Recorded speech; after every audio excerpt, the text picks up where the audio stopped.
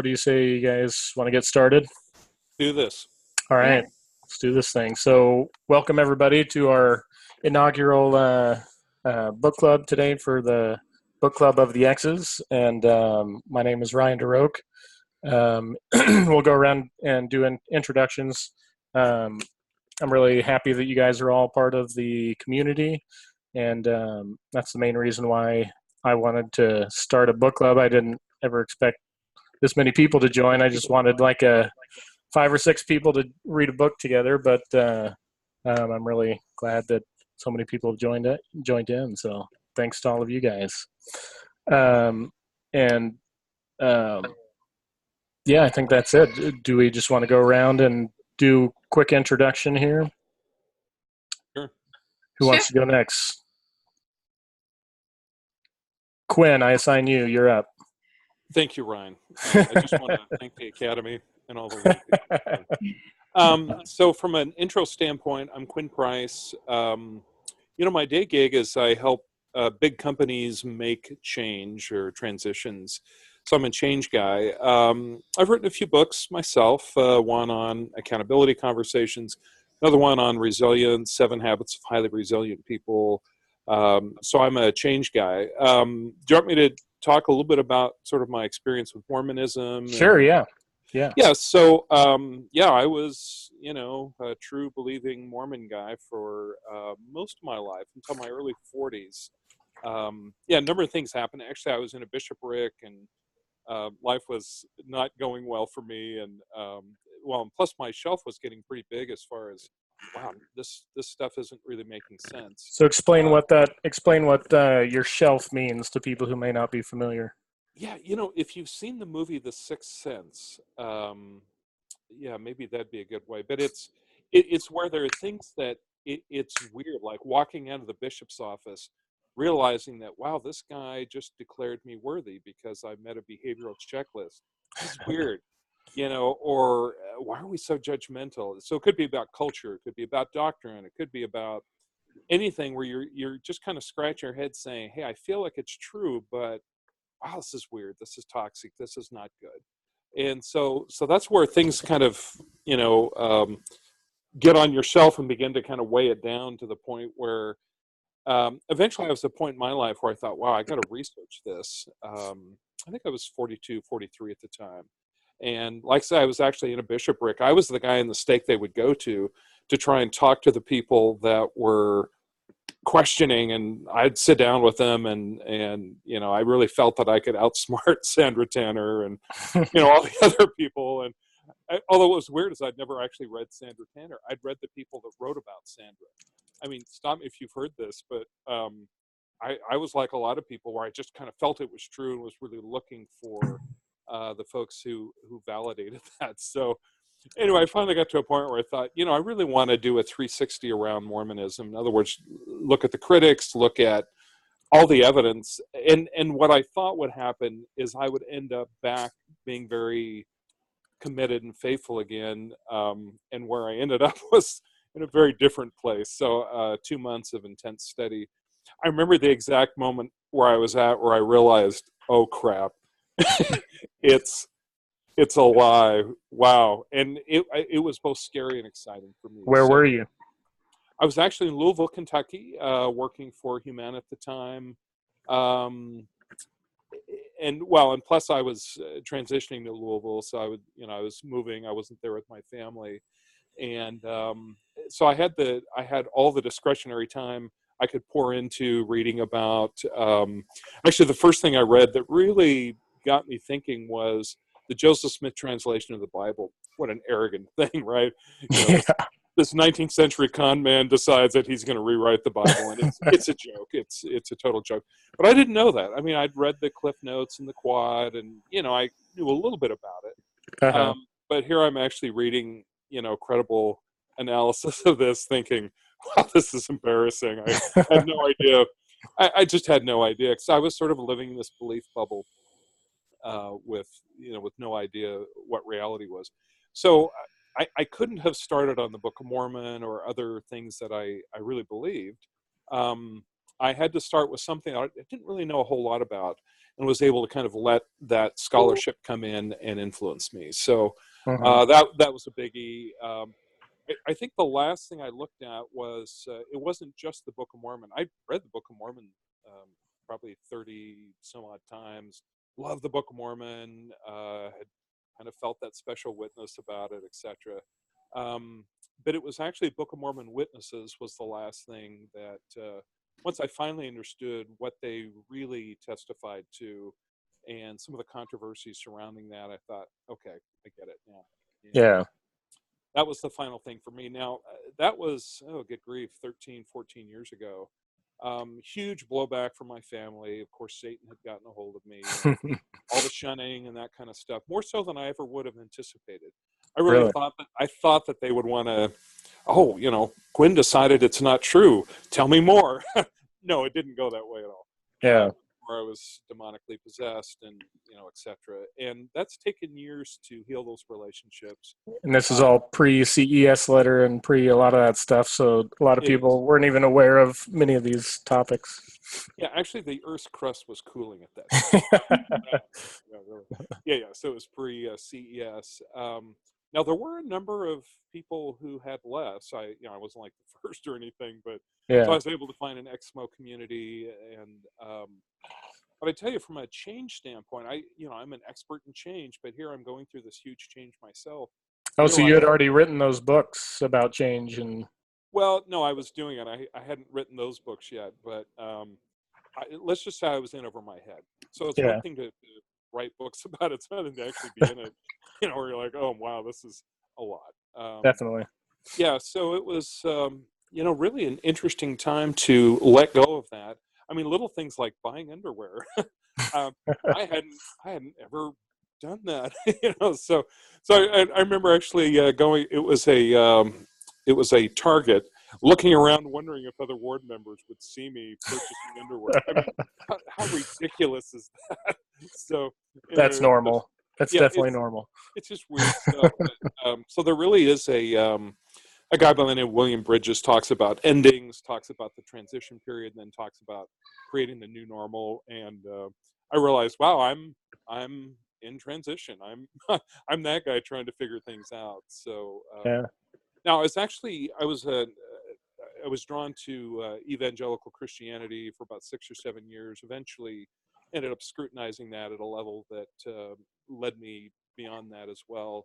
I'm not really Hmm. sure what I am now. I'm kind of I read Buddhist authors. I read some New Age stuff. I'm not really sure exactly what my spirituality is, other than I kind of view myself as a spiritual being having a physical experience, and so that's where I'm at now.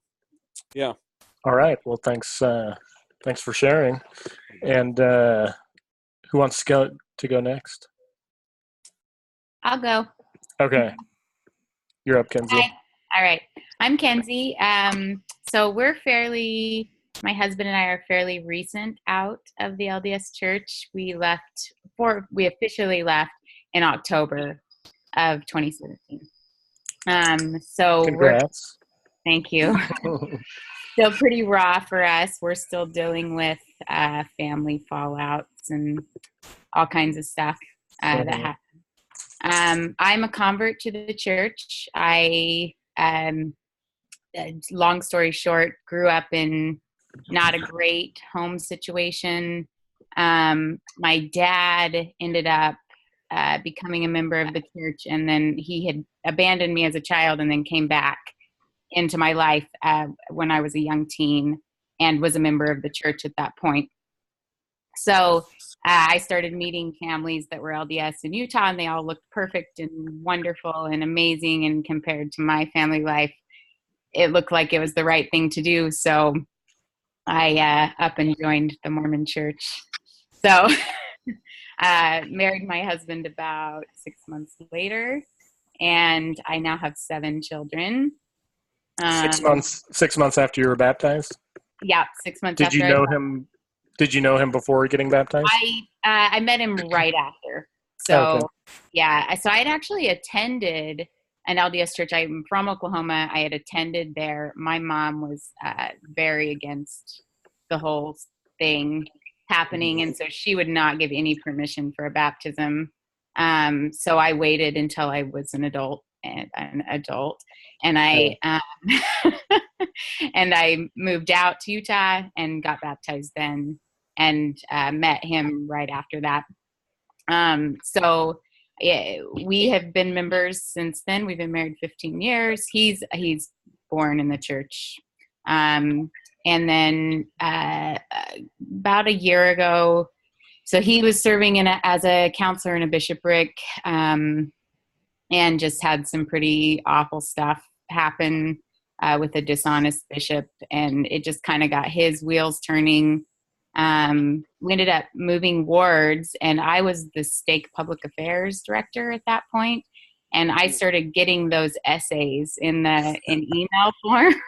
They send them to all the the stake PAs, just so I guess we know that they're there Before they were released, or at the same just time? kind of as they were releasing it. It was actually just I think the regional directors were just kind of sending them on to say, hey, these are here if you, because I would get the same emails that were going to the stake president about public affairs. And so I think they were sending them in the thought that here, stake presidents, here's more information about these historical issues, so that if somebody comes to you, you have it. I don't know if anybody else was actually clicking the link and reading them, but I'm inquisitive by nature. So I clicked the links and started delving in. Little did I know, my husband was actually on the exact same path, but we did not know. We had not talked to each other about it at all. In fact, we were both terrified that our marriage would crumble if I said something or if he said something. So we blessed our 7th baby in August. And at that point, when he was giving her baby blessing, I just noticed that something was off. It didn't seem like previous ones. He kind of left out some of those key things that are normally in baby blessings. And I finally, a couple weeks after that, pulled him aside and said, what's going on? We got to talk about whatever's happening to us. Secular Mormon baby blessing, kind of. Yeah, it was. It actually really was. And we have it's interesting because we have all of our baby blessings. My mother-in-law happens to be skilled at shorthand. And so she's written all of them for us, very detailed. And it's way different. Yeah. I had a very similar experience, actually. I'll talk about it when I share my experience. Yeah. So, I mean, it was just kind of a light bulb moment for me that something was off. And so after that, we exited pretty quickly. We were going to try the slow approach, and we went to church one Sunday and couldn't stomach it. So we actually walked out of sacrament meeting, and that's the last time we've been in a building. Wow. And yep. So we have kids our oldest is 13, and every 2 years down to our youngest who's 6 months. Very cool. Thank you for sharing. That's you guys are very lucky that you were able to do it at the same time. And you're both on the same page. I mean, we count our lucky stars, honestly. Mm-hmm. All right. Thanks for sharing. All right, Devin or Heather, who's next? I'll go. All righty. So I'm Heather. I'm. Are you Mormon, Devin? Ex-Mormon? Ex-Mormon, yes. Okay, so I'm the only one who's not. An ex other than Mormon? Welcome. I actually know very little about Mormonism. Most of my knowledge comes from the South Park episode. Well, you know more about it than many Mormons then. So. Yeah. So that's about it. I don't think I had ever met a Mormon until I was an adult. I'm originally from Alabama, so it's not very common down there at all. Yeah. So I am a librarian. I've been married to my husband for about 4 years, and we both consider ourselves pretty much atheists now, weak atheists, agnostic. I'm originally from Alabama, like I said, and was raised in a really, really strict kind of cultish Pentecostal religion and I can go into detail. It's pretty fascinating, but with speaking in tongues and laying hands on each other, and rules like, women don't cut their hair, and men don't wear shorts, men can't have beards, just a whole like laundry list of rules that they have to follow. They believe that once you've been saved, which they call receiving the Holy Ghost, and you have to speak in tongues in order to get the Holy Ghost. And once that happens, you can never sin again. And if you do, your chance of getting into heaven is gone forever. Once you've gotten the Holy Ghost, if you sin, you lose it, and you can't get it twice. Like, that's your only shot. So repentance isn't a thing. Well, you repent when you go to the altar to get the Holy Ghost the first time, but then after that, you don't sin ever again. So wow.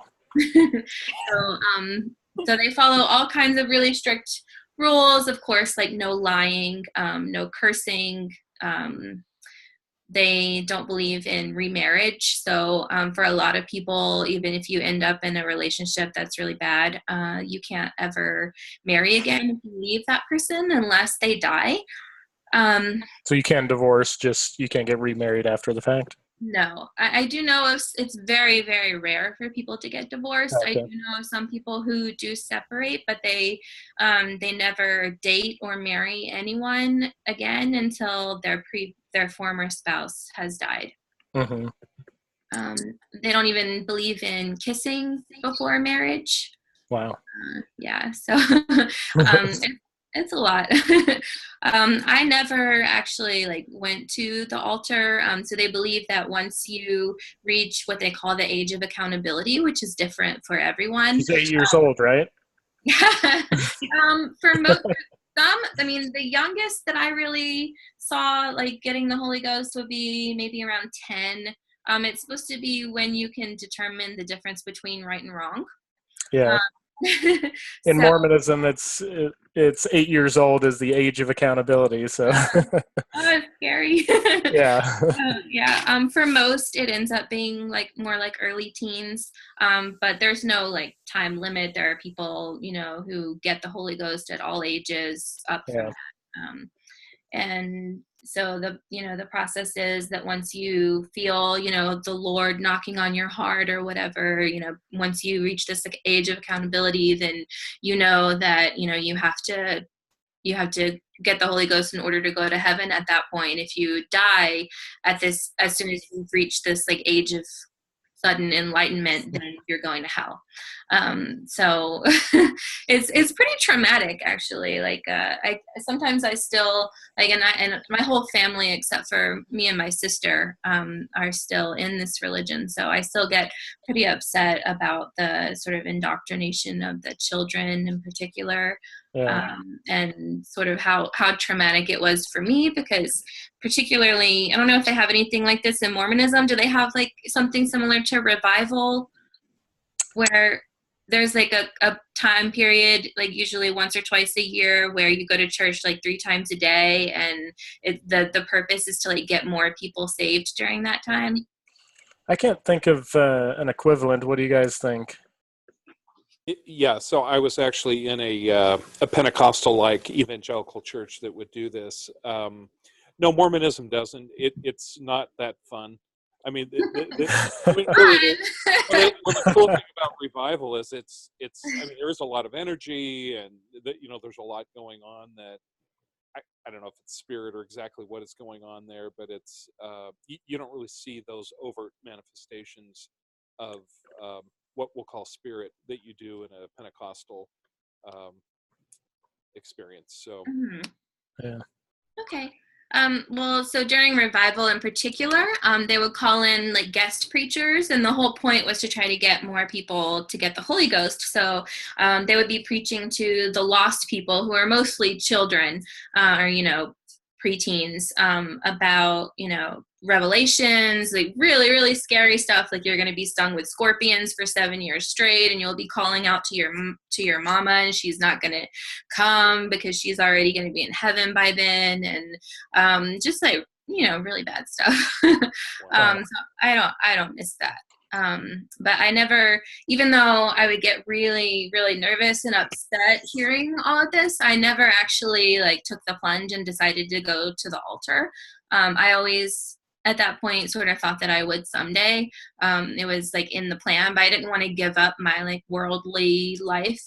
So I just thought, I'll do that later. I'll do that later. And, my sister was a little older than me, so she did go to the altar for a while. And when you're going to the altar, it could be, you could get the Holy Ghost the first night. If the Lord allows you to speak in tongues right away. But if you don't, you could be going for years. So while you're in the process, you're supposed to follow all the same rules that they do and everything. But I never did that. Are there people who never do speak in tongues? Yes. I mean, I knew one of my best friends from childhood was going to the altar for like 5 or 6 years, I think. And she was so sweet and so desperate, and I still don't know what happens like when people speak in tongues. I find it really fascinating. Me too. And what I've sort of come to decide is that I think that there are some people who really are experiencing some kind of trance-like state, and they're convinced that is what's happening. And then I think that there are other people who just feel such an intense amount of pressure that they pretend. Fake it till you make it. Yeah, but I don't think it's coincidental, and it's been noted in like linguistic articles that I've read before that these religions where people speak in tongues, they always do it in syllables of their own language. So that's interesting. But Yeah. I still find that fascinating, and I can't convince, like, my mom is one of the like sweetest people I know, and she's really smart, and I can't really like convince myself that she's lying to everyone. So so it's tough to try to figure that out. But yeah, so I never went to the altar. I never spoke in tongues. As a teenager, I started growing more and more skeptical. It didn't make sense to me that the few hundred people following this one religion were the only people allowed into heaven. Even my like Southern Baptist friends, according to this Pentecostal religion, weren't going to heaven. So that was sort of what threw me off at first. And then when I was 13 and 14 or so, I got the internet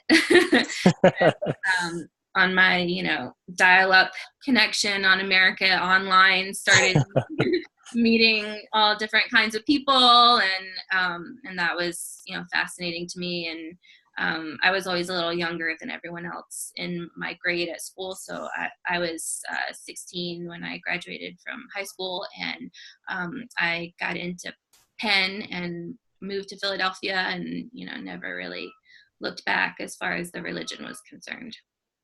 Growing up, did you have mostly Pentecostal friends, or were you surrounded by lots of different types of people? So in where I was from in Alabama, the people who followed this Pentecostal religion they're still weirdos down there.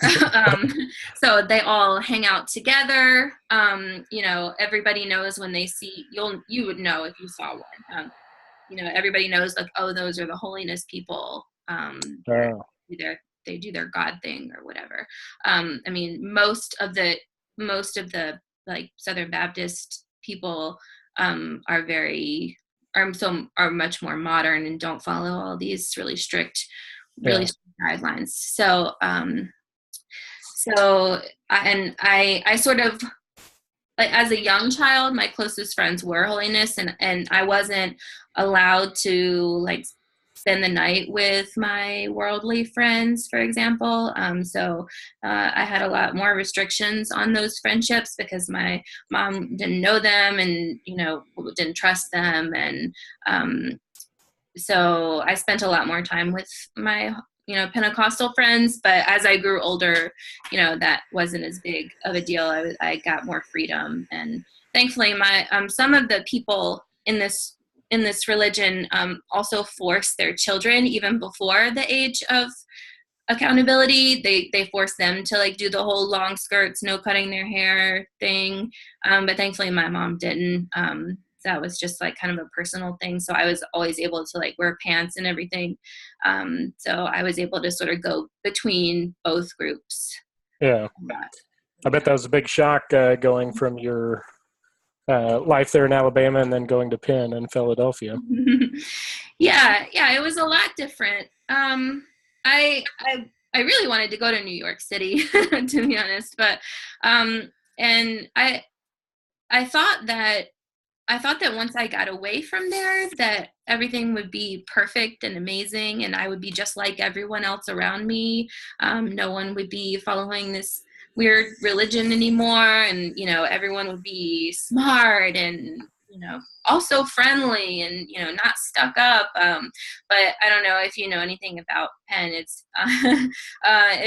there are a lot of really privileged people who go there, and I didn't grow up that way at all. And having been raised in that religion, filled with all this like modesty and poverty, and I had a very different experience growing up than the other students in my undergrad. So I didn't find friends very easily, and they didn't understand me. Even though I wasn't religious anymore and I didn't follow those rules, I was still pretty sheltered, and it took me a while to catch up.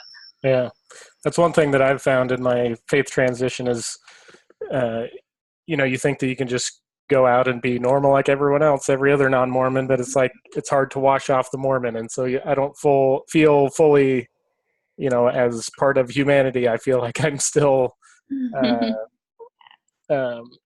different in some way, that I've had experiences that others have not, that other people have difficulty relating to, I guess. I don't know if everyone else has felt that way as well. I agree. Definitely. Mm-hmm. Well, thank you very much, Heather. We could sit here and ask you tons of questions, I'm sure, since you're the one X other than Mormon. And by the way, we'd like to have a lot more X's other than Mormon on future videos. So if any others out there want to join in next time, feel free. All right, Devin, you're up. All right, Devin, I live here in Salt Lake City, so deep in the heart of Mormonism. All right. The cult is very strong. So me and I have a wife and 2 kids. My daughter is 6, my son is 3. A few years ago, me and my wife, we were doing our best to not get a calling in the Mormon church. Even though we were active, we were believing, we just did no callings. Then a night we get a call from one of the bishopric members asking us to come in, and we're like, oh shit, this is it. We got to say no. And so we go in. They pull us into 2 separate rooms. I go into mine. My wife goes into hers. Of course, they call us to teach the primary kids the age of our daughter. And I played it off my work schedule. I said with my work schedule, it's not going to be able to happen. I only had every 3rd Sunday off at the time. And I was hoping my wife was coming up with just as good of an explanation as well as to why she couldn't have that calling. Alexander wants to know what a calling is. Alexander, a calling is when a member of the bishopric calls you to be a teacher, to give you a position in the church. Really, anyone else have anything else? I can't think of really any better explanation. Just a volunteer position where the bishop or the leader of the congregation comes in and says, we'd like you to do X thing. And in Mormonism, it's like there's an unwritten rule that says you don't say no to a calling, basically. So, yeah. Any other? Yeah, exactly. Yeah. So we get out, we get in the car, and I let my wife know. I said no, and she said, well, they talked me into it. And, oh boy, here we go. So I would go with her and sit in the class to assist. Meanwhile, at work, I'm having conversations with other people that have left the Mormon church, and I'm really struggling with my beliefs at the time as well. It's a funny story as to why I was struggling with my beliefs. The guilt is strong in the Mormon church, and my in-laws are all inactive members of the church, so they no longer practice. So many times they would try to offer me to try their coffee, to try their alcoholic beverages, and I was always firm and strong with, no, I won't do it. No coffee? No coffee. Mormons do not drink coffee. Or Why? tea. Great question. First of all, I just want to acknowledge that Lauren is now with us. Welcome. Yeah, sorry guys, had some major technical difficulties. I'm literally sitting in my car in Provo, like on the side of the road. That's how much I love you guys. Nice of you to join us. Means a lot. So Sorry to Lauren- interrupt, Devin. You go. No, you're good. So Lauren or Devin, why don't you give a run through of like the word of wisdom for the X's other than Mormon?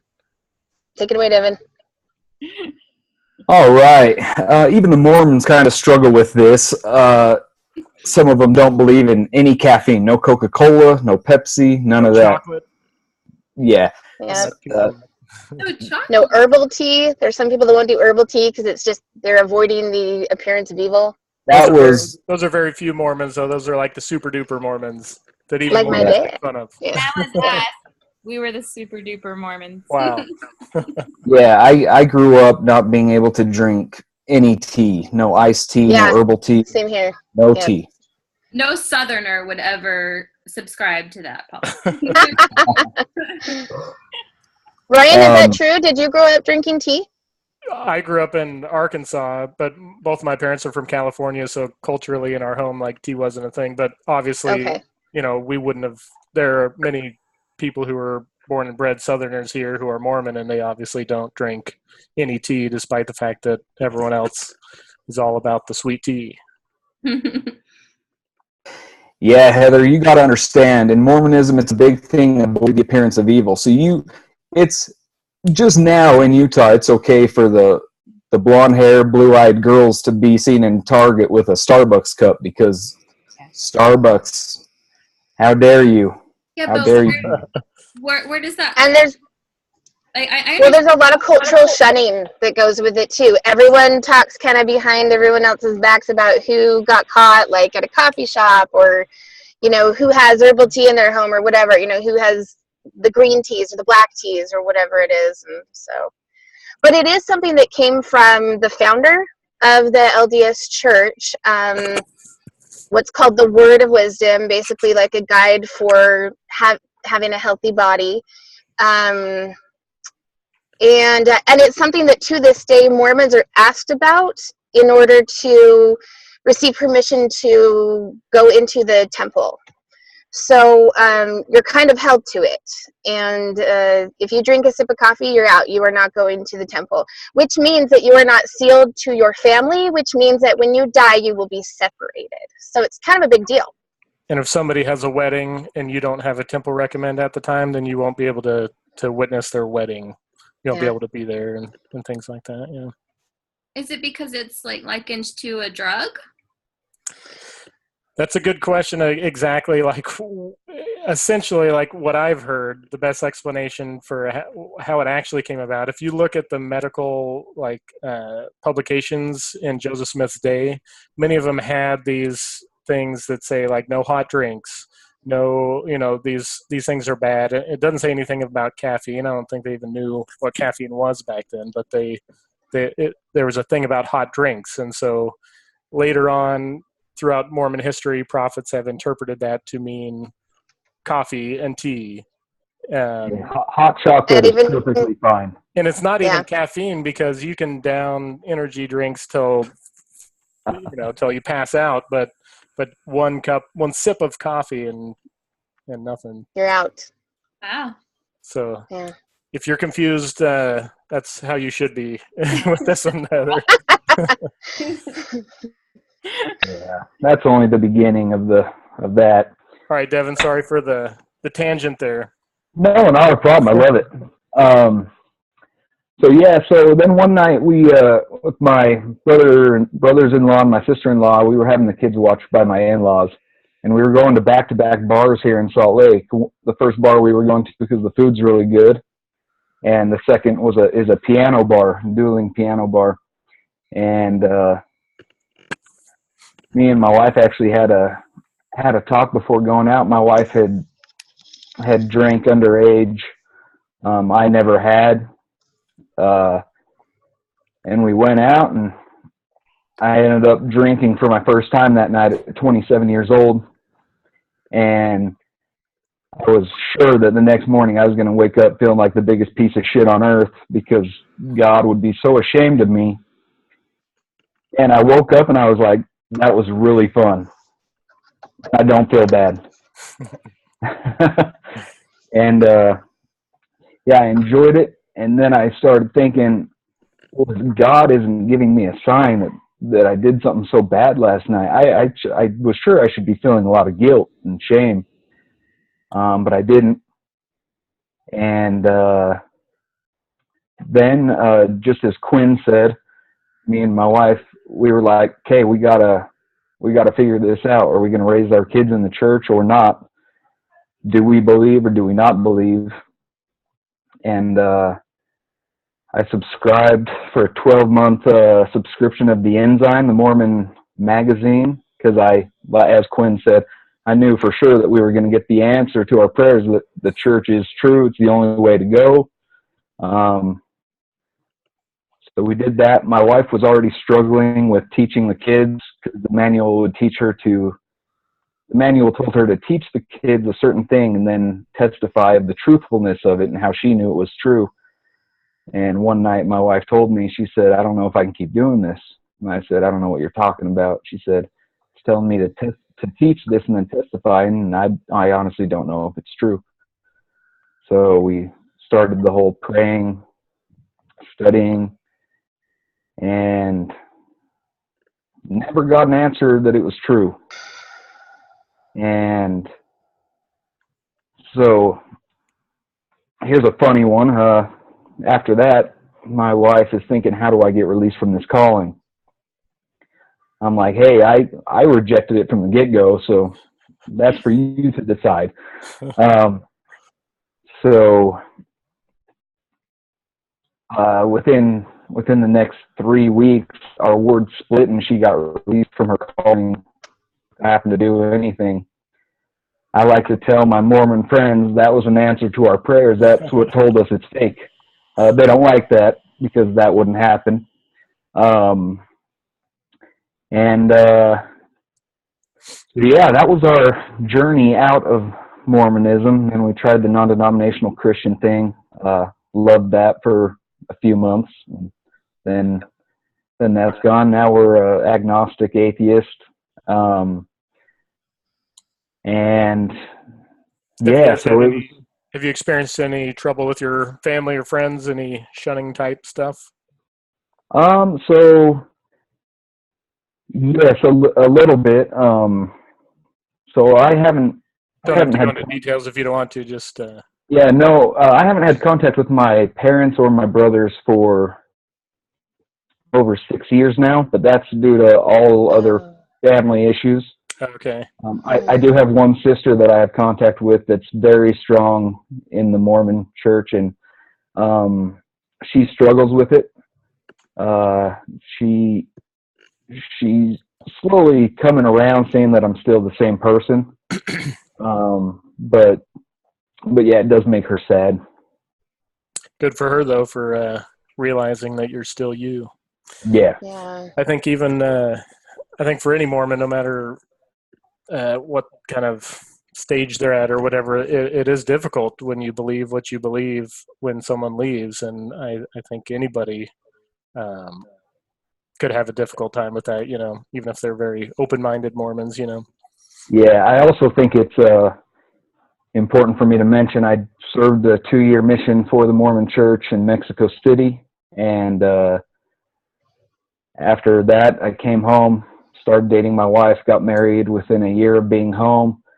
We were the very first marriage performed in the Oquirrh Mountain, Utah temple. Wow. How'd you guys arrange that? Was it just luck or? Yeah, it was just kind of luck of the draw. I actually was dumb enough to propose during the open house in the ceiling room.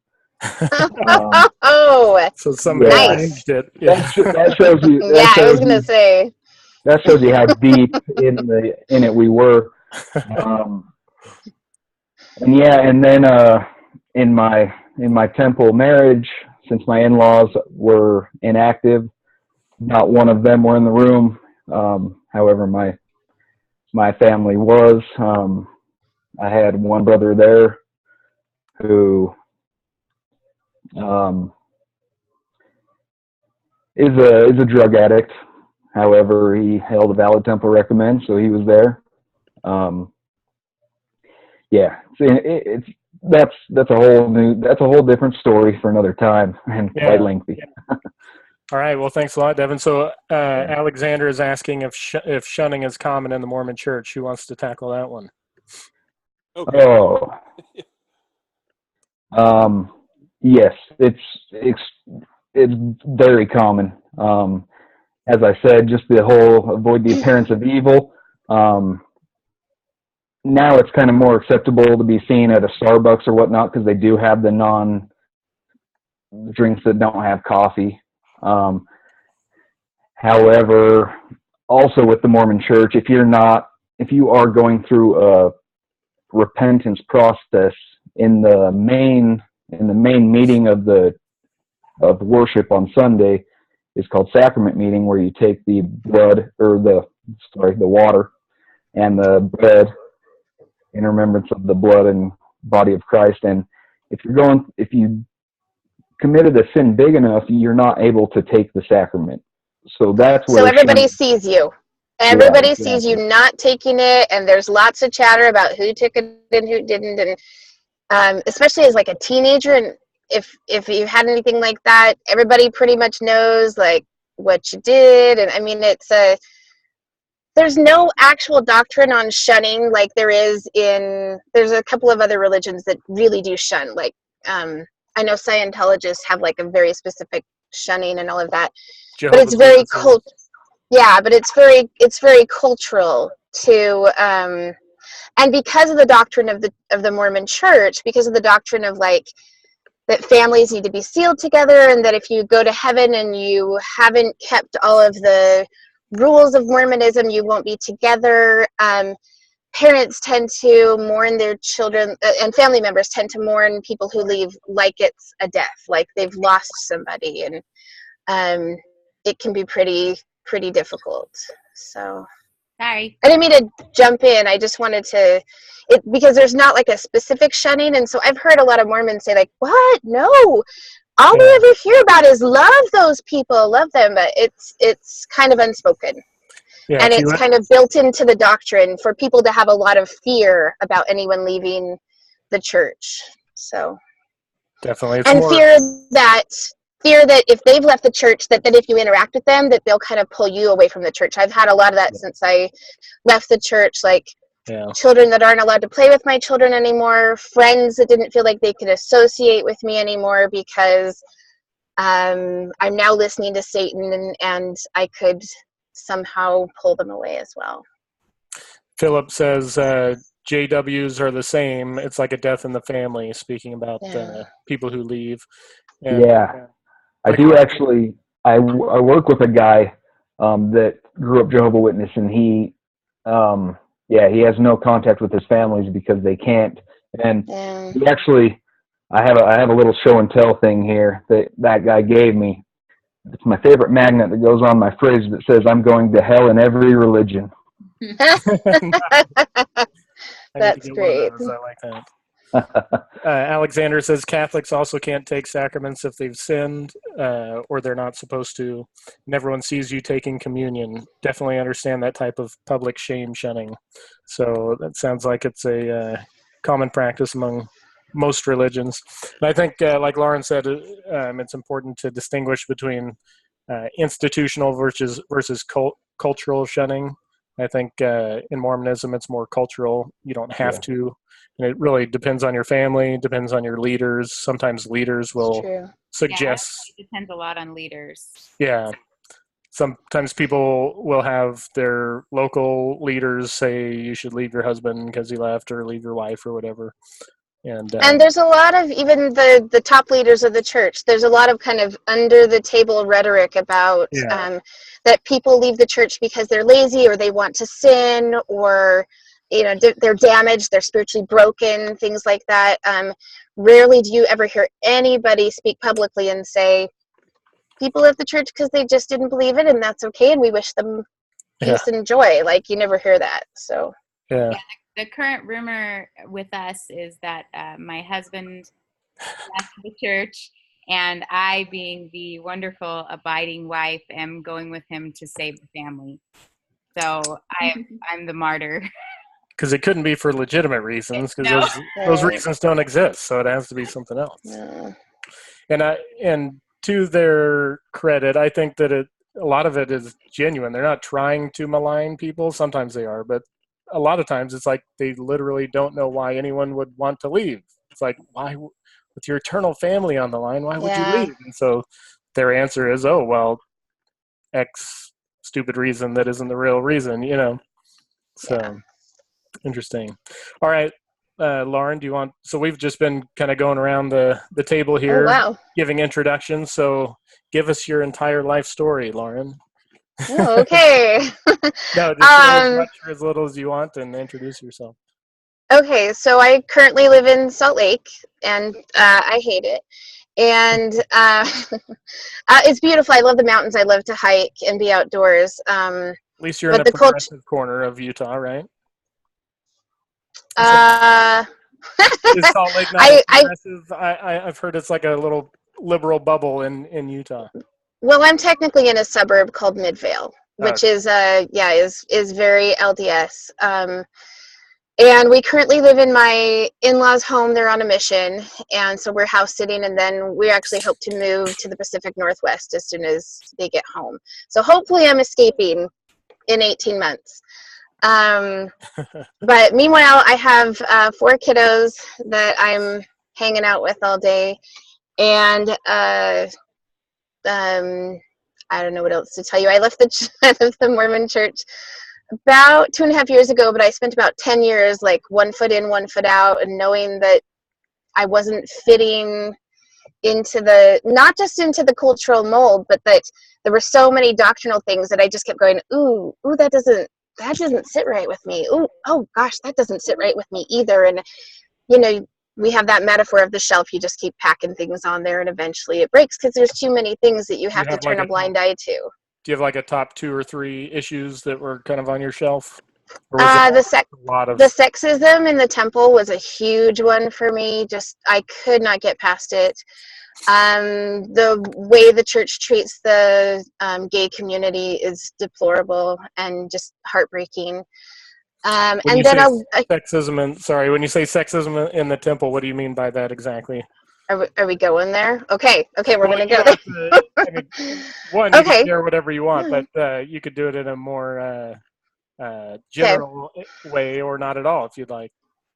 Sure. So in the temple, you make promises to God that you'll do certain things throughout your life. And the women always make the promises that they will follow their husband as he follows God. The men covenant to God, and then the women have to covenant to their husband. And that never sat right with me. If I'm going to covenant, I want to be able to covenant straight with my God, straight with my Father in heaven. And even in temple marriage ceremonies, the woman gives herself to the husband receives the wife. There's a lot of really subtle but very obvious inequalities that over time kind of piled up for me. And I couldn't get good answers. I would ask people about it, and it was always a big brush off, like, I've never really noticed that. Gosh, I don't really know. But, it's all good. I mean, so I couldn't really get answers there, and it just kind of kept sitting wrong with me until it kind of became overwhelming.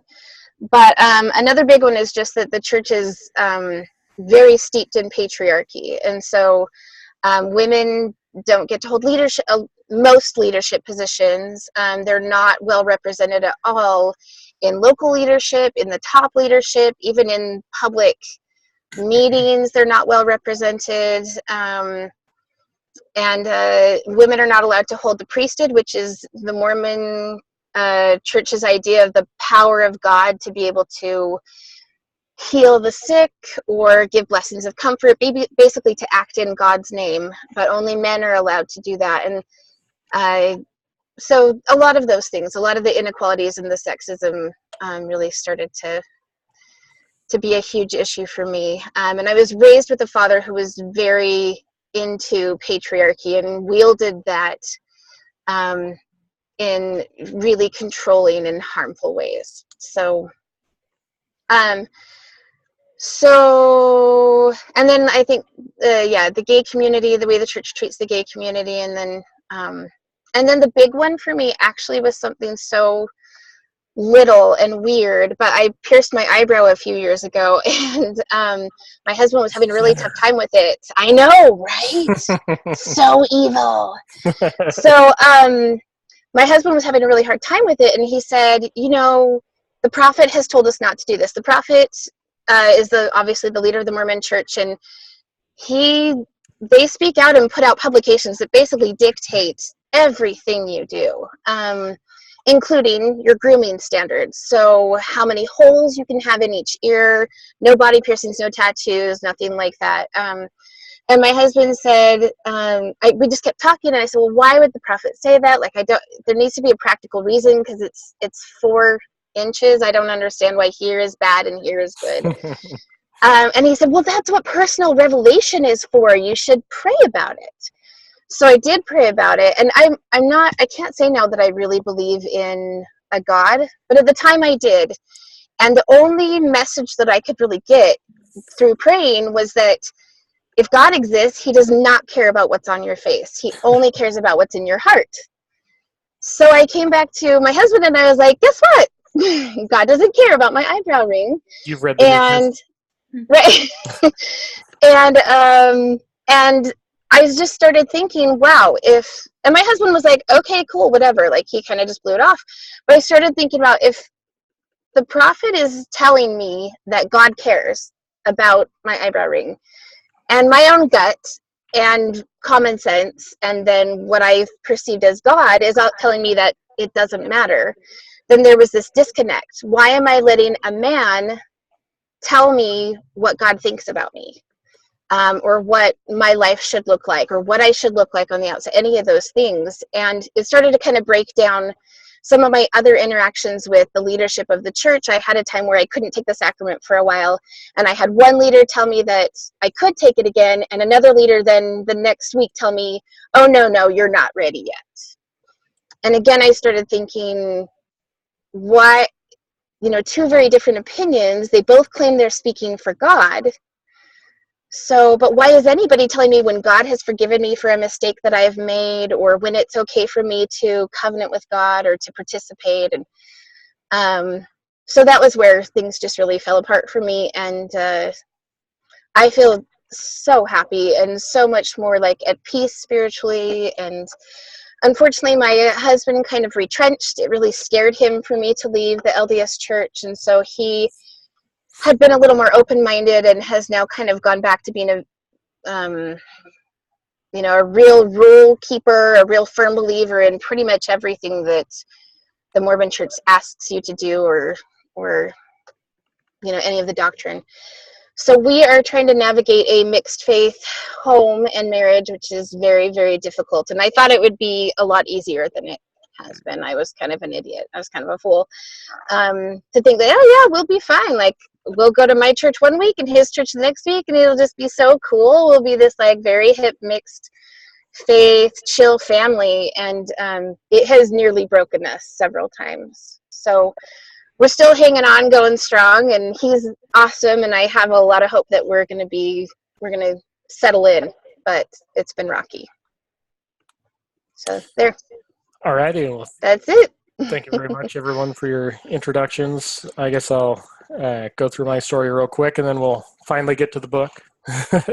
But this is great. I think that if there's a motto to this whole thing, I want it to be: it's not about the book; it's about the community here. So, so my name is Ryan DeRoke, and I grew up here in Arkansas. Grew up in Central Arkansas.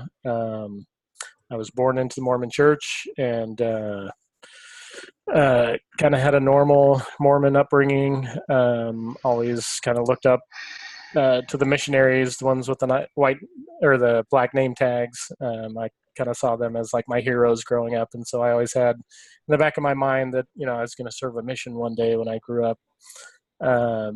And most of my friends growing up were not Mormon, and so I always kind of wondered why I was part of this kind of weird religion that was different than everyone else's religions. But I just kind of went along with it. I wasn't a very thoughtful or pensive young man.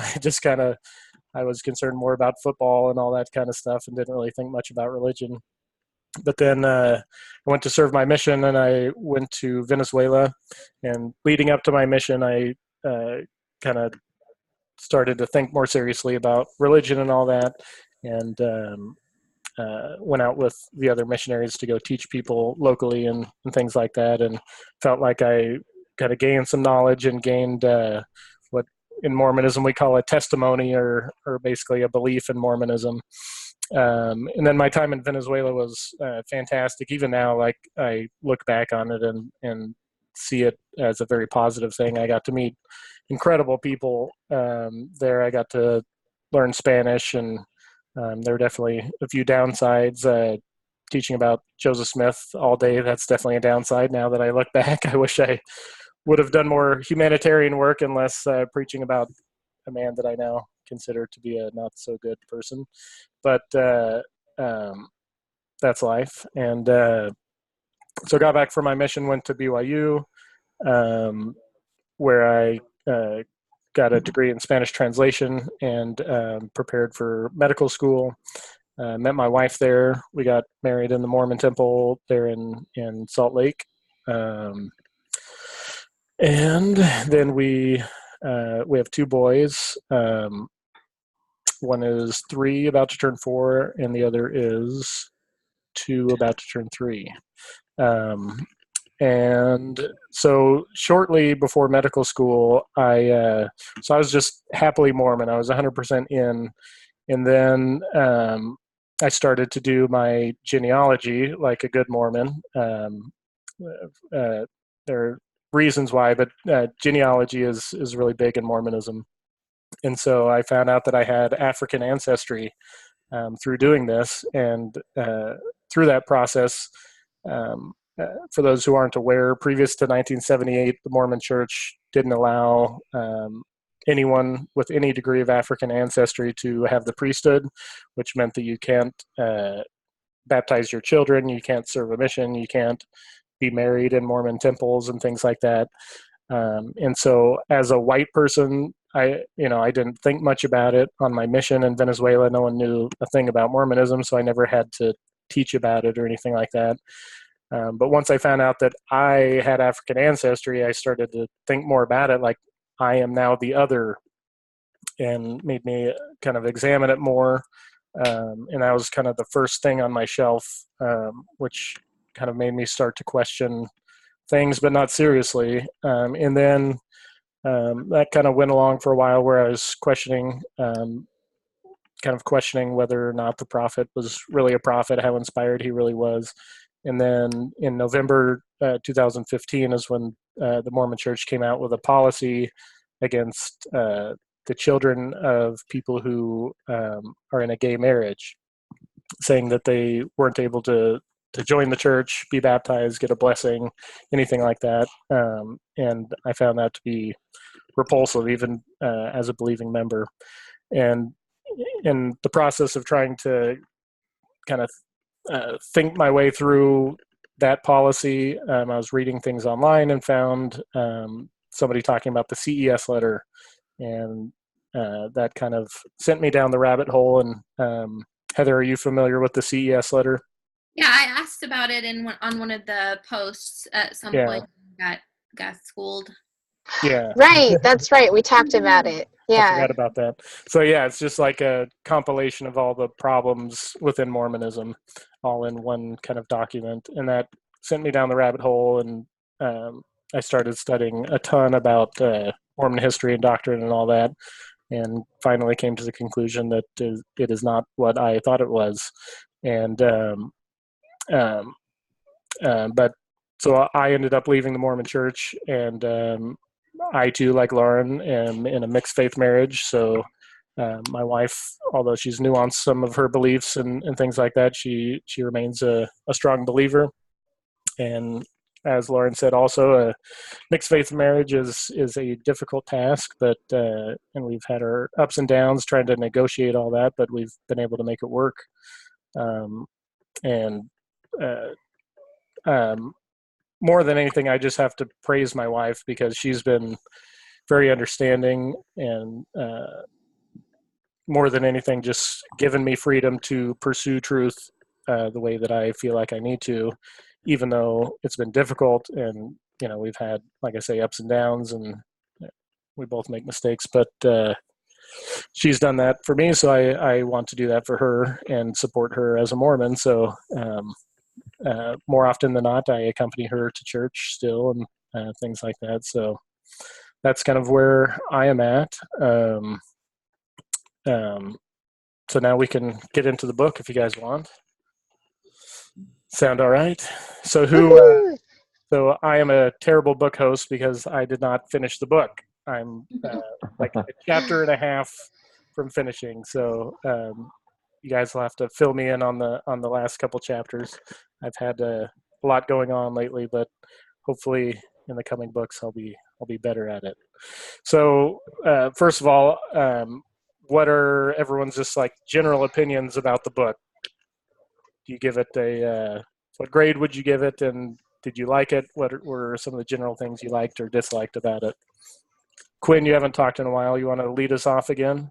Oh, sure. Why not? Yeah, so one of the things I'm thinking, by the way, the echo is back, right? Are you hearing that? A Mm-hmm. little bit. We can still hear Yeah. you. Hey, tell you what, let somebody else talk, and I think I'll try and figure out how to kill the echo. Okay. It's kind of cool. It makes you sound like the voice of God. Yeah, Like- actually, Lauren, Elohim just called to let you know you were right. You heard him.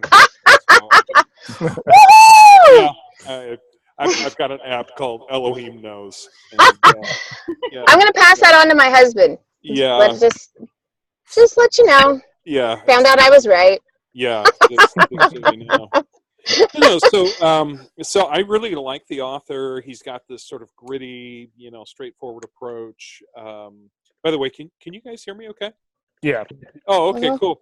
Yeah, so I like the I was surprised, honestly, the title, The Art of Not Giving a Fuck. I've worked with some leaders that are nothing seems to faze them. I thought, oh, it's how to be more like that kind of leader. It wasn't that kind of book. Mhm. So what I got from that is it's really about focus. I loved his thoughts on there are certain values that matter and some that don't. And so, in fact, I saw this in the resilience work that I've done. When you have breakdowns, it's an opportunity to really whittle away the bullshit and really focus on the things that really matter to you. Like J.K. Rowling, for example. I don't know if you know her story, but what a at age 27, she's been through a divorce. She's a welfare mom. The only two things she cared about was her book and her kid. Everything else didn't matter, and that allowed her to really blossom on her writing. So back to the author. One of the things he talks about is um, being okay with the pain of your path. In other words, don't be a snowflake when it comes to, okay, you know what you're, quote, called to do. You know what your purpose is. Be okay with the pain. It's all about pain. So it's that kind of realism that I found really interesting and helpful. And so I'll just pause there and turn it over to the rest of the group. All right. Real quick, Quinn, I just wanted to ask, as an author yourself, when you read books, since you ever since you wrote your own book, do you read books differently? Do you view it in a different way? Yeah, we're all critics, right? And so my criticism of Mark's book is I was looking for a little more meat on the how. So he talks a lot about Yeah. the what, but Mm-hmm. a lot of the really good authors I read are much clearer on the Monday morning kind of how, and I'm not sure we really have that right now. So so good ideas on the what and kind of how to think about priorities, etc. Very little on so now how do I make that transition Yeah. in a more real way. So he's not all that different than a lot of authors, but I don't know if I think that way just because of my author experience. Mm-hmm. But so I enjoyed the book, but yeah, definitely lacking in the how. All right. Any other thoughts on that one? Well, I wanted to. Go ahead. I just wanted to go back to what Quinn was talking about with embracing our pain and accepting pain being a part of life. I think that really helps us step out of that victim mentality. And I know the author talked a lot about this, but it was something that really hit home for me is, I think especially in the last few years, I've experienced pain that I didn't think I would ever experience. I've experienced pain in my marriage, pain in my community, spiritual pain, things like that. And rather than thinking like, oh, why is this happening to me, or my life is so much harder than anyone else's or whatever, I love that idea that he has of like, you choose the pain that is going to bring you the results that you want, and then embrace that pain and recognize that it's not unique, that it's very much a part of life, and look at what it can teach you and look at how it can make you grow. And I think that is so key to staying out of that victim mentality. So I mean, I know, Ryan, you've told us all in this group you've gone through some pain recently. Definitely. And your attitude towards it, though, has been, pretty impressive. You're not wallowing. You're not like, why is this happening to me, or I'm such a victim, or you're looking at how to take that and learn from it and move forward from it and springboard off of it. And that's such a key to being resilient in life, I think. And so it was something that really hit home for me in the book, and something that I really want to be focusing on as I move forward. With the challenges that we all face, our own challenges, but with the ones that I'm facing, I kind of just want to embrace them instead and say, I chose this. Yeah, so definitely. When he was talking about some of that, about not having a victim mentality and stuff, I was thinking about a TED Talk by Jocko Willink. Has anyone else heard of Jocko Willink? No, he's a Navy SEAL, and he has like a podcast. He does a lot of different stuff. He has books and stuff.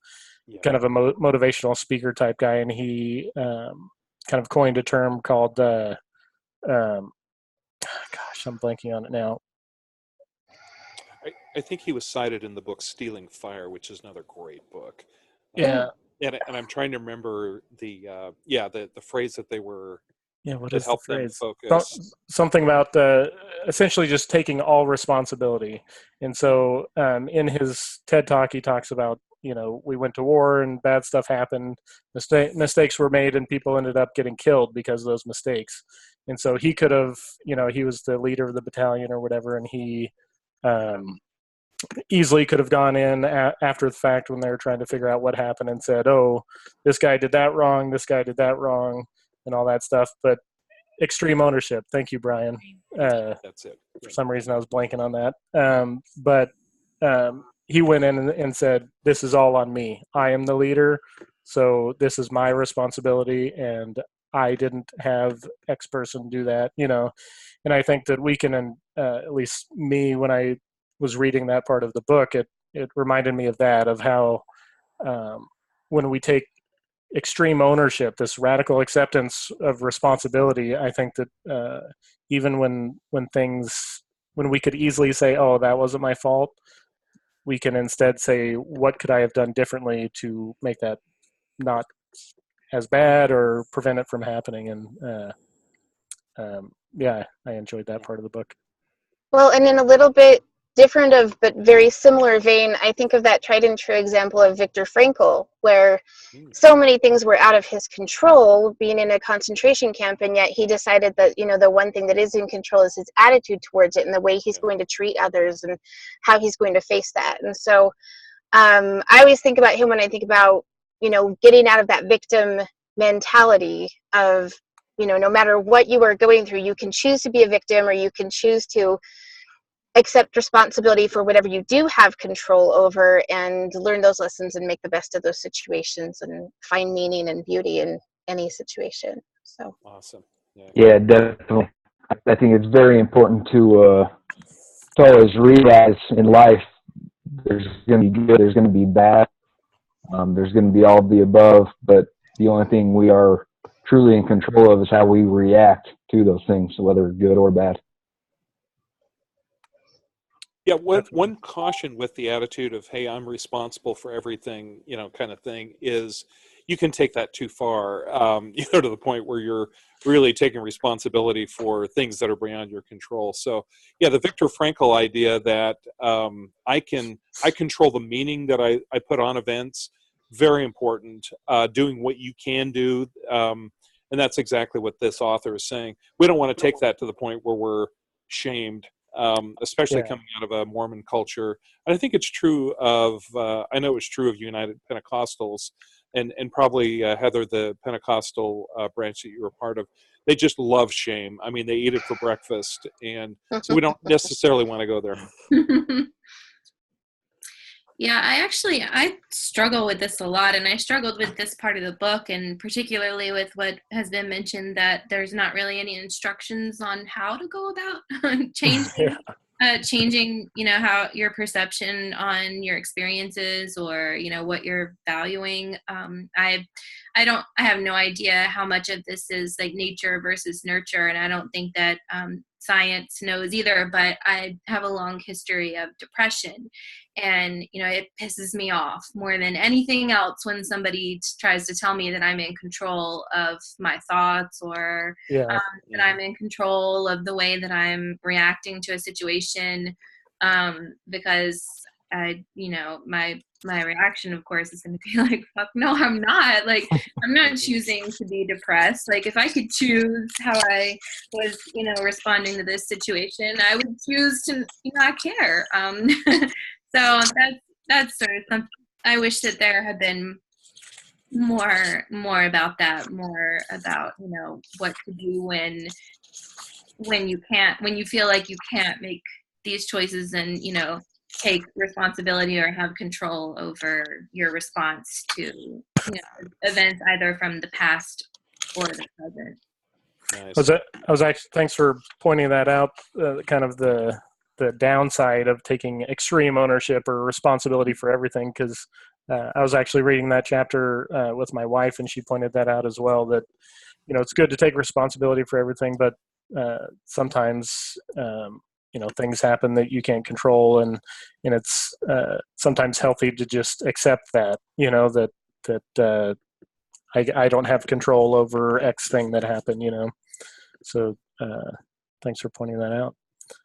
Kenzie, did you have something? I was just reading what people are chatting on here, and somebody brought up chapter 8, which was actually that was the importance of saying no chapter. Yeah. Which that was really meaningful to me. I am a yes person by nature. When we left the LDS church, I had 3 substantial callings because I couldn't say no. And I have 7 kids, so it's not like I didn't have anything to do. Whoa. So that was actually one of the chapters that probably hit me the hardest, because I would prefer to say yes to everyone to do anything, just because I am so non-confrontational. But giving myself the freedom to say no, and that's okay, and that you have to, for your own sanity, say no to some things, even sometimes good things. I mean, that's one of the hard things, is sometimes you have too many good choices and you still have to say no to things just to keep your own sanity. And so that was actually really important chapter for me. It was one of my favorites. The end of the book, I actually didn't love the first of the book, but it grew on me towards the end. I loved the last 2 chapters and the no chapter. Thank you. Yeah, I think that's definitely a problem in Mormonism, and just being able to say no to your leaders. That's a social taboo, and very much. I have 2 callings still. Right. And I've been out of the church for 2 years. And I knew, I mean, when Quitmormon.com, Lauren. Right, I know. I was would that take considered? I have my reasons, knowing, but I would take things knowing that I did not have it in me to do them. And I just, there was I just had no way of saying no. I felt totally trapped in that. And I worked too. So I mean, I was really busy, and there were just times I felt so pressured to be the Molly Mormon housewife and just to do it all that I just refused to say no. And it hurt. Plus, if you do all those callings, you're pretty badass because that's God calling you. Right. So you're just awesome, right? You gotta lay one down. And the other thing is with me is that I felt, now looking back, we have, there's a million things about the church that we're upset about. We look at like the tithing we paid, and oh my goodness, it's like painful to think about.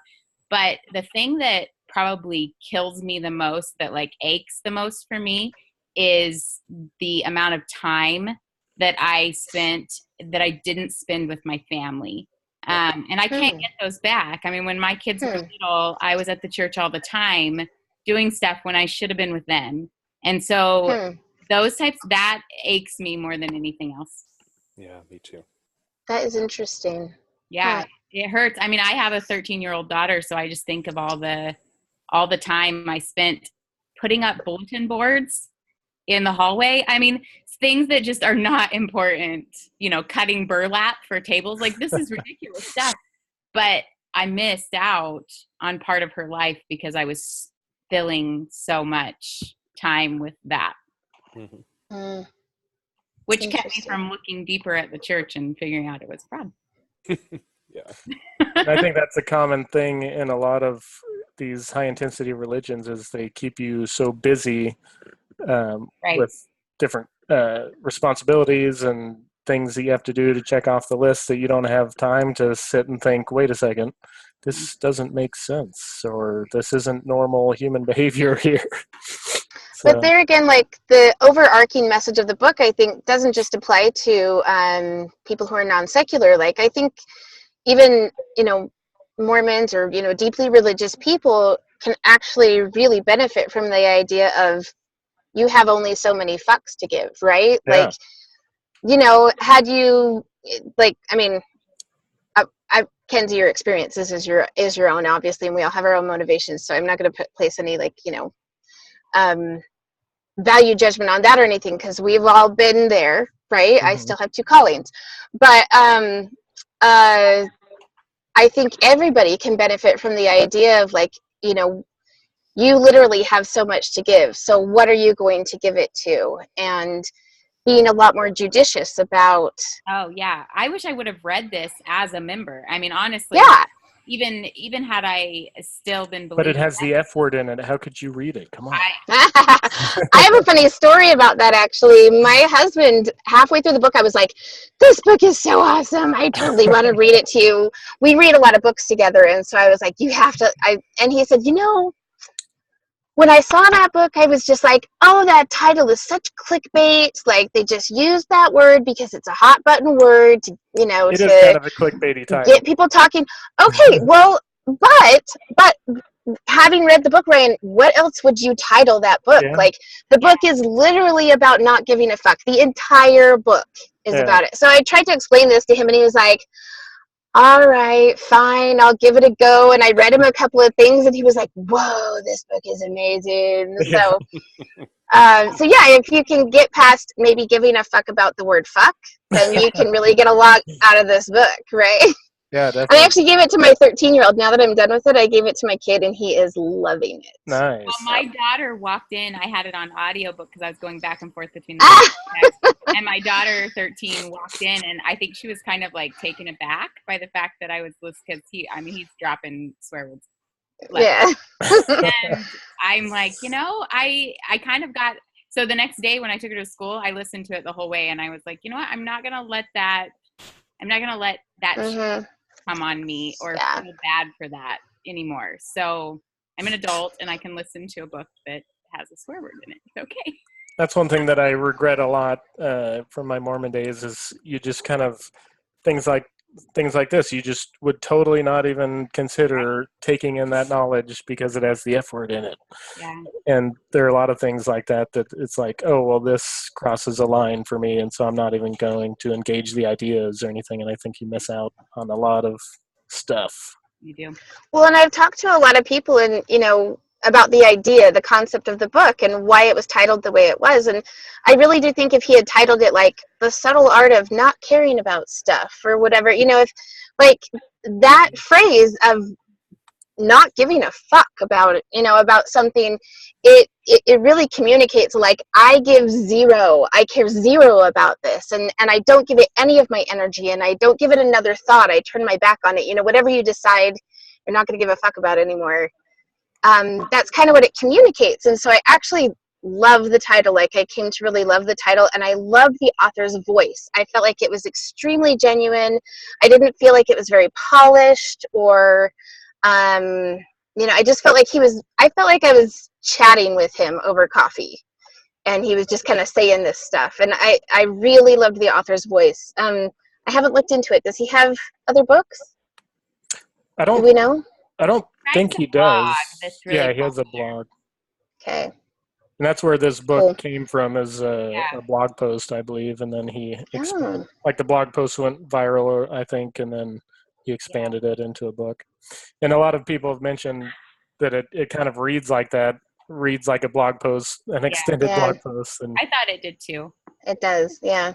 do you guys think that that's a good thing or a bad thing, or? I like reading blogs. I loved so it. Yeah. It felt super authentic. Yeah. You didn't. Yeah, I only struggle with fiction, so yeah, I like it. Good. So kind of moving on to another question here. What is something in the book that you guys found useful for someone going through a transition of any type, but definitely a faith transition? We've talked about a lot of the things, but was there anything that kind of piqued your interest in that way?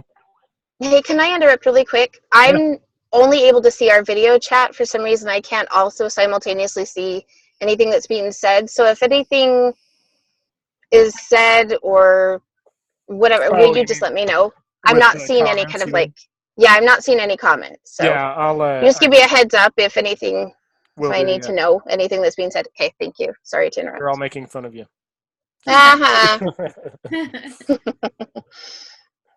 Well, I loved the last chapter on death. I mean, that's kind of a hot button topic right now in our household, because we went from thinking there's an afterlife to, I mean, we're basically atheist agnostic now.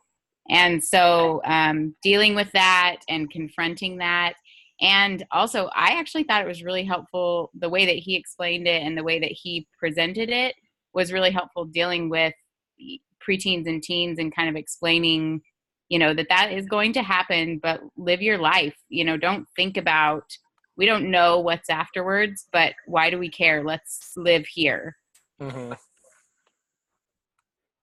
Yeah, one of the things I liked in the book, it kind of goes along with what Kendi just said, is where he said certainty is the enemy of growth. When we're so certain of something that we're so closed off to any other possibilities. I love that. That's why now I label myself as agnostic atheist, because I feel like I can't know one way or the other. I now fully acknowledge I'm an ignorant asshole. I don't know shit. That's a good label to have. Let it be what it is. Nice. Stay curious, my friend. Stay curious. Yes, exactly. That was actually a point that he made in the book, that you need to accept that you're an ignorant, he didn't say asshole, but that we need to accept that we are wrong about many things that we don't even know that we're wrong about. And I think in the way that he was describing that, it almost sounded like we need to assume that we're wrong about everything. And so I maybe didn't totally agree with everything he was saying there, but I definitely am pro skepticism after my faith and during my faith transition. Like, obviously doubt in every religion is a bad thing. And now I've learned to embrace doubt. The doubt is a virtue, and that instead of doubting your doubts, you should embrace your doubts and follow them to wherever they lead you. Amen.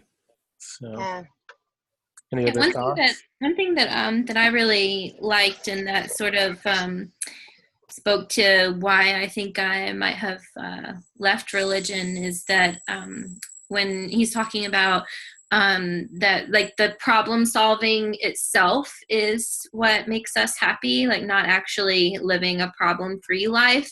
And I think that one thing that probably unites all of us exes is that we're probably skeptics, and really like solving things and having good answers, and that kind of thing is important. And that's one of the reasons that I love my job so much, because as a librarian, like, I get to answer people's questions for a living. And it feels, even though it's something that can be relatively small, being able to answer someone's question, like, I don't know the answer to that, let me find out, and like, that's really rewarding to me. And I was unemployed recently for over a year, and hit like my lowest depression ever, because I had nothing to care about, no problems to solve, and it was terrible. So thank you for sharing. I totally agree with that. That the problem solving is really, that hit me really hard. That the way that he put that we're basically on a continual solving of problems, and that's what makes us happy. And so you can't ever get to that utopia of all problems solved, or else you won't have happiness. Right, and that you have to enjoy the problems that you're solving, that it's not about having everything solved and like put in nice little boxes, which we might think is the goal, but instead to figure out like what are the good problems to have, what's something that I enjoy doing. Like, he mentioned, like, what are problems that are going to create growth in us. I like that growth mentality that he talked about a lot. Yeah, I've heard that that's why people enjoy going to the gym, for example, but I overrated. More of a rumor than. So I wanted to read a comment from Wendy here. She says, going back to our conversation about death, she said, that's a tough one that I still struggle with, the concept of our immortality, coming from teachings that our purpose is to live, and to make that happen is to be with God per se. Wait a second. I think I'm reading that wrong. But she says it makes it hard to then turn around and just accept death as inevitable and not expect anything more. Can be a downer, because who doesn't want to continue living? And I think that's part of the existential crisis of leaving certitude that there is going to be something after this life. And I think anyone who leaves that, it's a comforting feeling to be certain that you're going to see your family after this life. And to feel like you have all the answers. I think that's something that I know I felt like my religion provided me with so many of the answers, so much, so much peace of mind. And even when I first left, a lot of people would say, well, what do you believe now? Then if you don't believe in that, what do you believe? And because you have to fill it with something. Yeah. And I went through a period of time where I was like, man, I got to figure out what I believe. Oh my gosh. And even my spouse was like, well, then what are you going to teach our kids? Are you just, like, do we still have the same morals and values? Like, it was this big deal. And it was really hard for me to embrace the idea that I don't have to have it all figured out. I don't have to have all the answers. And that's a really scary thing, especially when you have people looking to you for answers, like children or family members who go, well, I thought I knew what you believed, but now I have no idea. So what do you believe? And but getting more and more comfortable with that uncertainty, embracing that idea of curiosity, and that I will never, even if the answers are out there, I will never understand and know everything that there is to know. That's actually become a really beautiful idea to me, and something comforting in a different way than having all the answers or thinking that I did. So. Yeah, I would agree with that. I mean, so much of our lives, especially when we're entrenched in any religion, we're pretty much entrenched because we're living for what comes after this life, because we think we do have all the answers. However, when you acknowledge that you may not have all the answers and that you are ignorant because you don't know, that's when, for me, I know for personally, that's when I started living my life. I became much more of a loving, accepting person. Nice. How Ryan talked about the November policy of the children of homosexual couples. In the past, when I was a devout Mormon, I would have been on board. I would have been all for it. But now, I have such a deep love and appreciation for the LGBTQ community, because in the past I was so against them. I did not want their happiness. I didn't believe that they could have happiness. But I love that I'm out of that place and all for their love now, and just see that love is love. Nice. By the way, every development model that talks about kind of lower development to higher says that the state that we're in, whereas we admit that there's a lot we don't know, that's actually a very high developmental place to be. When you think about it, 5-year-olds need to know everything. In fact, a lot of times they'll pretend they know things that they really don't know. So this is a good place to be, and I'm less of a jerk. I'm certainly a lot less judgmental than I used to be. Me too. Yes, me too. What people would say or do, or I like myself a lot more now, and life is more of a dance. Yeah, I completely agree. I'm, especially with my career being a corrections officer in the Salt Lake County Jail, I haven't seen my attitude towards prisoners so much different, because I love seeing them as sober individuals and living their true life, and they are taking one of their problems, like the book says, being in jail. I mean, it doesn't get much worse than that. Yeah. But that is where I see so many of these people happy, because they're finally away from the true problems, which is the drugs and other crimes being committed. And I love the new perspective I have looking at people. Well, and I went through a period of time too where I was chatting with an atheist friend who was really just trying to push me, like, some of the things that I was mulling over and thinking through, and I was saying, well, what about Jesus, and what about this and that? And we were just kind of in kind of a playful space where everything I would say, he would say, well, how do you know that? Well, how do you know that? Well, how do you know that? And we just, every time, well, okay, I know it because of this. Well, how do you know that? Well, okay, I know that because of this. Well, how do you, and eventually you get to that space where it's like, oh yeah, I don't really know, like, once you trace it back, I don't really know what I, because Joseph Smith said so.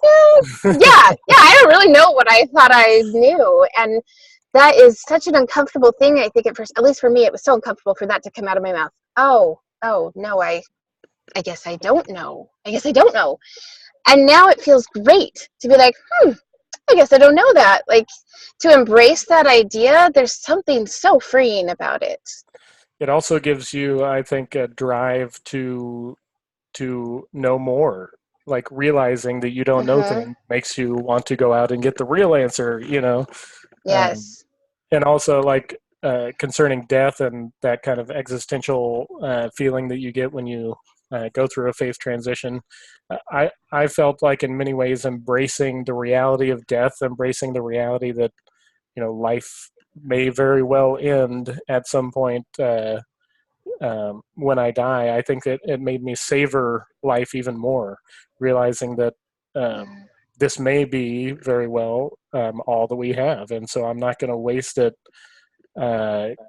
Like Kinsey was saying, like spending hours cutting burlap for some stupid thing for the church.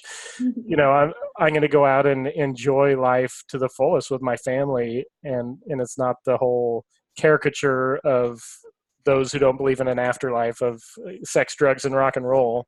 It's about getting true happiness, and for me, that's my. Yeah, not judging. I mean, but I mean, getting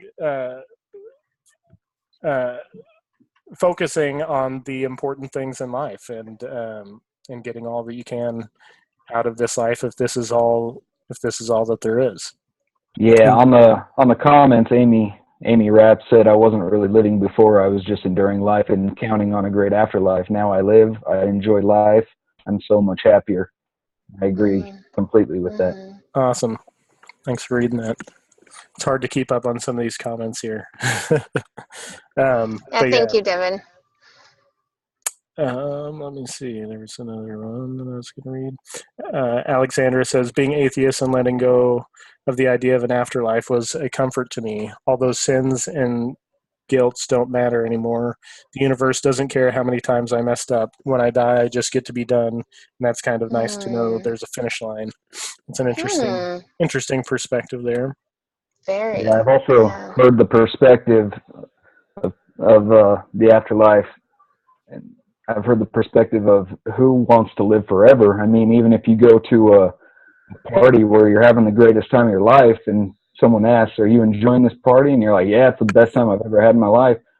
Well, all right, now you're going to stay in this party forever. You're never going to leave. Well, oh shit, maybe I don't like it that much. Maybe I don't want to stay in this party forever. Sounds like Groundhog Day. Yeah. I had a quote up here that says that I saw the other day. It says, "What if after you die, God asks you, so how was heaven?" And so obviously, I don't have the. That's a good one. I don't have I like that. a belief in a God, but that's kind of how you can view things. What if this is all there is, and so this is your heaven? And so if you spend your whole life cutting out burlap or doing stupid, mindless things like that, then you're going to waste it all. Aaron says it has an interesting comment here. He said, losing my belief in God made every day more meaningful because this may be all we have. I didn't expect that. I thought the eternal perspective made life more meaningful, but I feel like it actually does the opposite. And I feel the same way as that. I put much more effort into relationships and to things that are happening now because they're happening now. And I want to be present with them. Definitely. One question I often get is, so what guides your behavior now if it's not the Bible or whatever? And the answer are two things. One is the golden rule. I do want to treat people as I would want to be treated. And the other thing is, so what kind of results are you getting? Is this working? Is this bringing you joy and pleasure or not? So I think that could definitely change the behavior of a lot of people if we just treated each other the way we want to be treated. And is this working or not? Is this bringing joy, or is this kind of a no bueno thing? That's been a really fun experience for me, I think, and my faith transition is both fun and challenging. Is instead of having my whole worldview and what is moral and what is not moral kind of handed to me on a platter, I have had to go through the process of deciding for myself what is moral and immoral, and kind of exercising those muscles that I haven't had to exercise for most of my life, because I didn't have to ask that question, what is moral and what is not moral, because people told me what those things were. Has anyone else kind of gone through that experience at all? I had a really interesting conversation with my husband the other day. We were talking about, I've been trying to stay really curious about what his beliefs are and kind of create a safe space where he can share those with me and we can talk about them, and it's not a hostile environment like I was when I first left the church. And we were talking about Christ, and he was saying how much he loves, like, the idea that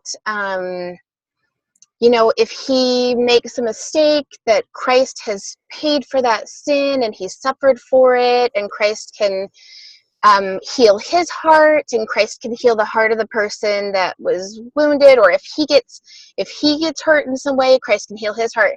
And I actually said to him, what if you had to heal your own heart? What if that was all on you? What if Christ hadn't done any of that, and it was up to you to try and do your best to heal the heart of the person you've wounded, or heal your own heart, or try your best to comfort yourself, or try your best to work on forgiveness within yourself, rather than saying like, Jesus, take this from me, or whatever, and we had a really fascinating conversation that kind of gave him pause. Like, we had a fascinating conversation about like whether religion encourages us to take more responsibility for our own emotions and our own kind of path in life, or whether religion sort of gives us that safety net of like, well, I can't do this for myself. I can't, heal my own heart, but Jesus can, So I think it's really interesting to think about being untethered from that and having to create your own moral code and take like really extreme responsibility for those types of things. Like I can't rely on God anymore to give me comfort or give me guidance or things like that.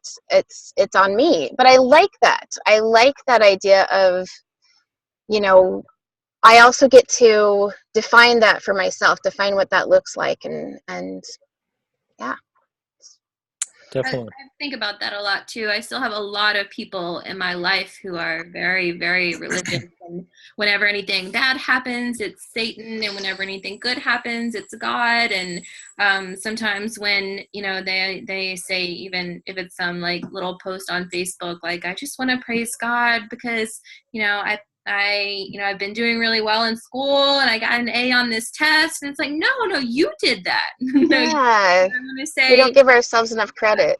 I know that it wouldn't be received well if I said that. I want to say like nothing against God or anything, but give yourself credit for that accomplishment that you have. And if something's happening in your life that's bad, don't like, I don't think that it's a good thing to blame it on some supernatural, force. It sort of takes away any like ownership that and control that we may have over it, and ability to process it really and sort of deal with the emotions that result from it. So I think it also, in some ways, keeps us free from being able to accept things that are truly out of our control as well. Like, I actually got fired from going to Mormon church with my family, because we'd be sitting there. The deal used to be that I'd go with my husband to Mormon church, and then the next week he would go with me. And I just chose a really like gentle, fun, non-denominational church to kind of like ease us out of Mormonism.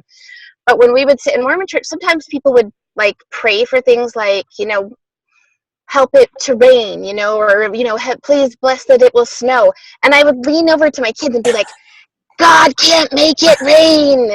God doesn't make it, like, because I didn't want them to ascribe those kinds of things and think that God was somehow punishing us, or if we just prayed harder, we'd get the rain, or whatever it was. And my husband was finally like, you can't do that. You have to stop that. And I was like, I just don't know that I can. It's hard for me to sit there and hear my children hearing so many things ascribed to God, especially like in fast and testimony meeting, when people would get up and talk about, I don't know why God gave this kid cancer, or I don't know why God, But I know that he found my keys. Right, exactly. Or God blessed me in some way. And I'm still not sure where I land as far as whether God exists or not. But if there is a God, I only believe in it, in the relationship there being something of comfort and maybe a little bit of guidance and support, but nothing magical like reaching in and fixing things or breaking things or handing us trials or taking away the trials or anything. So I still keep trying to teach that, but to my kids, I still lean over sometimes and say, God didn't do that, or whatever. But Yeah. I was That didn't dismissed happen. from Mormon church for that one, so now I get my Sundays to myself. Yeah. So there's so Heather, there's a part of I think it's in the Book of Mormon or Doctrine and Covenants, the Mormon scriptures that says, "I the Lord am bound when ye do what I say, but when ye do not what I say, ye have no promise." And that's a big part of, at least for me, it was always, okay, well, if I'm doing good and according to the church's standards, Mm-hmm. blessings are going to rain down. So anytime anything negative happens in your life, you know that you're not doing good enough. That's the only reason. Yeah. So Right. Yeah. so when me and my wife decided to leave the Mormon church, I mean, obviously kids are the best thing ever, and my wife was scared to death that something terrible was going to happen to one of our kids, because if we believe in God's church, that's going to be our punishment, and he'll show us. I think that Wow. sticks with you even when your belief in the church kind of dissipates. I think we've had so many years of indoctrination of this kind of prosperity gospel of, if you do what I say, then I'll help you, but if not, then you're screwed. Yeah. And so I think that's still rattling around in many of our brains and causing See, damage, I think, still. yeah, exactly. God's the perfect abusive father and husband. Yeah. Yeah. Absolutely. Mm-hmm. Do what I say or else. Yeah. Exactly. Yeah. And the thing that doesn't make sense is, bad things obviously happen to Mormons and good things happen to non-Mormons or ex-Mormons, but that Exactly. just like, oh no, that, Yeah, I know for me, it was always, when I was believing Mormon, any celebrity that was a Mormon, I was like, oh man, they're a Mormon. And then once I left that, especially I love country music, and when we were doing the non-denominational church thing, the country music awards were on, and all of them, I'd like to thank my Lord and Savior, and I was like, hell yes, these people know what's up.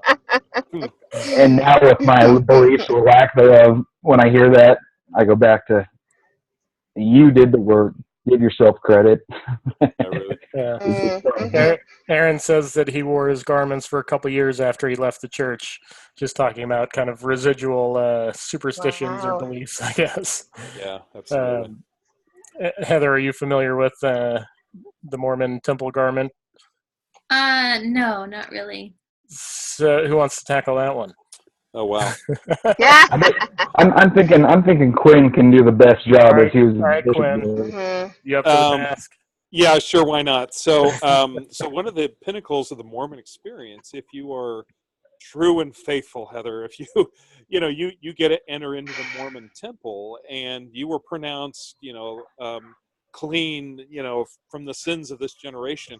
And one of the things they do in this cult-like seminar or ritual I have is, heard about magic underwear. That rang Yeah. a bell. Could Mm-hmm. you get your magic underwear in this cleansing ceremony, and then go in and make these horrific promises to God. Yeah. And You were yeah, pre 1989, right? yeah, it's pretty wild. So it's a very cult-like experience. So Mormonism, I thought, was pretty normal until when I came out of the temple the first time. I remember looking at my brother saying, "What on earth was that?" I mean, it was so yeah, you get the garment. Of course, my dad is there saying, "Now, Quinn, you've got to, you can't just put this on the floor at night. So this is really drilled into you from a very early age. Now, many Mormons believe, again, we're talking about a magical, mythical level of development, is that they'll be protected from fire. They'll be protected from a lot of things. So unfortunately, the way this plays out for us is when bad things happen to a former member, it's because God is punishing you. Of course, they ignore the good things, but that's a very painful thing as a former member when you lose your job or when there's an issue or whatever.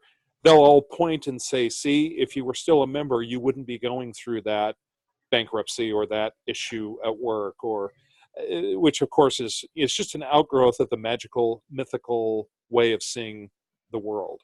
And sometimes you have even, sorry to interrupt. Oh, you're fine, man. But sometimes you have friends and family members that are almost rooting for something bad to happen, and not because they don't love you, but because they think that that sacrifice would be worth it if you came back to the church because your life went to shit because you left the church, you know. Yeah, Heather, is that something you see in your sect where they kind of place blame if you leave? It's a little complicated. So, I mean, they don't really like shun people the way that it sounds like can be done in the Mormon church. Or if they do, you know, maybe it is similar in the way that it's, you know, more social. It's not really, it's not like no one can talk to you or see you or anything like that. And they do have a similar response to people leaving the church. If somebody has left who actually did have the Holy Ghost, then they say that they quit or that they lost it. And it's something that's like spoken of in like very hushed tones, like, "Oh, did you hear something? Oh, that's so sad." Sounds very similar. Yeah, that does sound similar. it's pretty similar, but I mean, my mom and I don't talk about what I believe at all. I think she just doesn't want to know. At a certain point, like she said something either to me or to someone else that she didn't think I could hear, and I'm pretty sure that she believes that both my sister and I, like that we blame God or that we're angry with God because we had a really rough childhood, and she thinks that maybe that we still believe or that's the reason that we don't believe. She doesn't think that it's from, you know, just thinking about it logically and coming to a decision about it. So, but I know that she prays for us, and she has told me that that she believes that God was the one who healed me that time that I was sick and stuff like that. And, you know, I just say, "Okay, Mom." I got distracted though when Kelsey was like starting to ask me a question. I was like, "Wait, what were they talking about?" Because I looked up the magic underwear. And so that's what I was my. like, looking at pictures. Like, what is with this pouch on the men's thing? Yeah, really. So I think it's actually worse for women. I'll let you guys speak about that, but for men, it's very similar to actually like men's underwear that's out there, and then you have a white T-shirt on with some funky markings on it. But well said. It's funny though because they also kind of use it almost as a like I remember when my husband and I got to our apartment that we were going to be living in during law school. There was a family moving in underneath us. And this was in Oklahoma, so not Mormon Central. And he was wearing knee-length shorts that were obviously just past the garment line. And he was wearing you could see the white undershirt sticking out. And so we were like, Mormon neighbors. And so I think sometimes it almost gave us, you know, like a way to identify. I can, for sure. To be looking at people's underwear for identification purposes, but I can remember all growing up, we'd go to Disneyland every year, my family, and my mom would be walking behind people, and my mom would say, "They're Mormons." I'm like, "How the hell do you know that?" And she'd go ask them, and sure enough, she always spotted them because she could see the garment line. no, it's or because the girls were all wearing shorts to their knees. Because women, it's long, it's down to your knees, and then it's also like there's a cap sleeve, so you can never wear anything sleeveless. And your skirts will show even if in the back your skirt's a little shorter than your knees. Like it's it's pretty obvious. You start wearing them after you go through the temple for the first time, which usually happens for men when they go on their missions, or for women either when they go on their missions or when they get married. So it's kind of a rite of passage type thing that usually happens. When you make promises in the temple, and then the garments are supposed to remind you of those promises. There's even little markings on them that are supposed to remind you of the different promises that you've made. And it's believed to be a physical protection. It's believed to be like a way to help protect your chastity, because it's really hard to get it on in these unsexy garments. And so there's lots of different, what's the word? Like sort of magical properties to it or whatever. Lots of different reasons why they're believed to be very important in the Mormon doctrine and Mormon belief system. Amy says, I made my husband take his garments off first. After a week had gone by and he hadn't been struck by lightning, I went ahead and took Yeah. pretty good plan there. Nice. My garments were one of the first things to go. I hated them from the get-go. I never had a testimony of them. And the second I was like, I'm not sure about the temple, I was like, well, we'll just take these things right off. So Yeah. for some people, it's I think especially for men, it feels pretty normal because it feels a lot like an undershirt and just like some long briefs or whatever. But for women, it is so uncomfortable going through a pregnancy or nursing a baby with those things. Oh my goodness. That was a huge shelf item for me, because when I was pregnant with our last baby, I ended up taking them off for a couple of weeks at the end of the pregnancy, just because I was having like rashes. It was not comfortable. So I took them off and nothing happened. Like I was fine and my baby was fine. And so afterwards, like it just didn't seem as big of a deal anymore, because I was like, I took them off and, everything worked out the same way it would have anyways. And so I think that actually contributed to kind of thinking a little bit more about it. Yeah, and then on top of that, Heather, there's also clothing that's worn in the temple throughout what you're doing in the temple. You keep adding to it, and again, a lot of even ex-Mormons won't say much about what happens inside the temple because the fear is that deep. But I can say now, the only time since leaving Mormonism, the only time I've worn my temple clothing is while I've been extremely intoxicated. And wow. And there's pictures of it. In one of them, I'm standing out in a windstorm holding the American flag in all my temple clothing. No way. Where is this picture, Devin? I think we need to see this picture. Put it on the It's in here. I'll see if I can find it real quick. All right. Okay. So Heather just posted a picture of what the Pentecostal, is it Pentecostal Holiness is the name? Yeah, so Pentecostal, you can find Pentecostal like sex, that's SECTS. You can find them elsewhere, but the specific like group of churches that my family belongs to is called Holiness. They don't even call themselves Pentecostal, even though they are, and they don't consider themselves the same as other Pentecostals. They don't believe that other Pentecostals are going to heaven either. But this is what they look like. So women with the long hair, usually like younger women and teenagers, like can wear their hair down, and it's not a written rule, but like most of the older women will wear their hair up, like in these really elaborate like bun styles, and long skirts. The FLDS do too. That's weird. Yeah. That's funny. I growing up in Arkansas, I would see, in school and stuff, some of the girls would wear the long jean dresses, and I always wondered why they made that. I didn't even think it had anything to do with religion. I thought that just some women like to wear the jean dresses, but it's interesting. Do some are some Pentecostal churches like fairly benign, just like Bible church on Sunday, or are they all very rigid and lots of rules? As far as I know, they're all pretty rigid. They all, what sort of makes them a group is that they believe in the speaking in tongues thing, and I'm pretty sure and the shouting, like running around the church and like laying hands on each other, and I'm pretty sure that they all believe that you have to speak in tongues in order to be saved and go to heaven.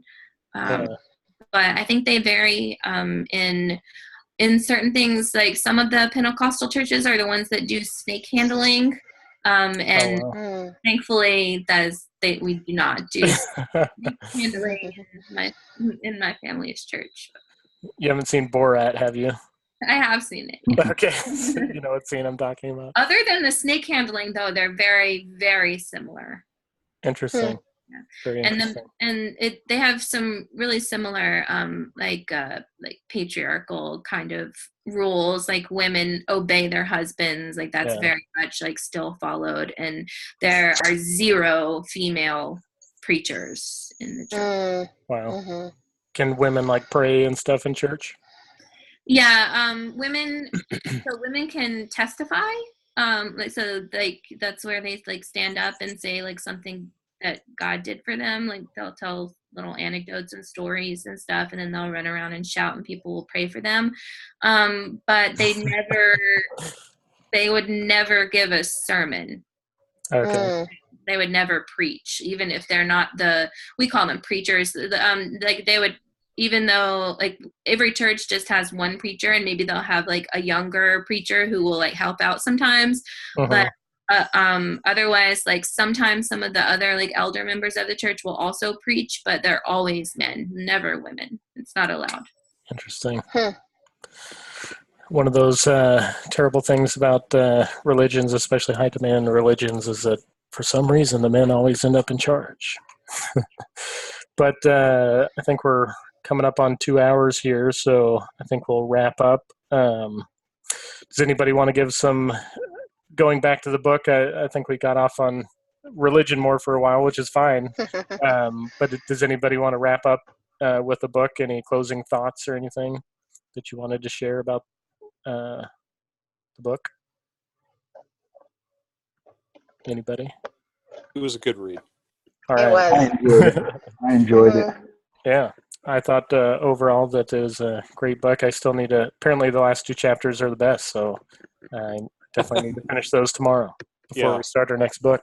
Well, thank you everybody for joining us here, and I enjoyed getting to know you guys better. And Thank you, Ryan. Great first Thank you, Ryan. choice. oh, there's Devin has shown us.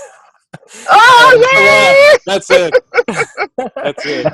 I love it. Can you How post fun. that? You should post that in the group, Devin. You know, maybe I will and blur my face out. My wife was not excited to take that picture, but I had her do it. Something that Nice. That's a keeper for sure. That's going on the Christmas card, Devin. Yeah. Oh, that'd be great. So fun. All right. Well, thanks All right. everybody for sharing your experiences and Yeah, man. all of your insight. And we'll do this again after our next book. Excellent. Take All care. right. Cool. You guys all See have you a good then. night. See ya. Bye. Have a good night.